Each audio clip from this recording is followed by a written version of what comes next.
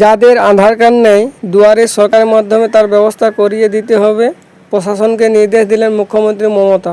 বিহারের ভোট তালিকায় বিশেষ নিবিড় সমীক্ষা এসআরআই করে নির্বাচন কমিশন। সেই প্রক্রিয়াকে রাজনৈতিক অভিসন্ধিমূলক বলে একগুচ্ছ মামলা দায়ের হয় সুপ্রিম কোর্টে।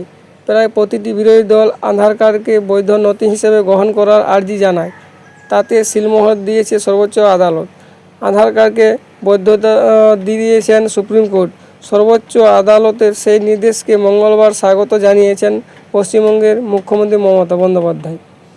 বুধবার জলপাইগুড়ি সরকারি কর্মসূচি থেকে সেই মর্মে প্রশাসনকে নির্দেশ দিলেন তিনি। মুখ্যমন্ত্রী বললেন, আমি ডিএম জেলাশাসককে বলবো, যাদের আধার কার্ড নেই দুয়ারে সরকারের মাধ্যমে তাদের আধার কার্ডটা করিয়ে দিন। নির্দিষ্টভাবে জলপাইগুড়ির জেলাশাসককে বললেও এটি আসলে সব জেলায় প্রশাসনকে মমতার বার্তা বলে মনে করেছেন অনেকে।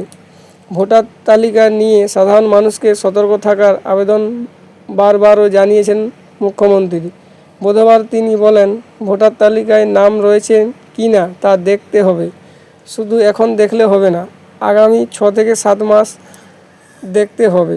ভোটার তালিকায় নাম না থাকলে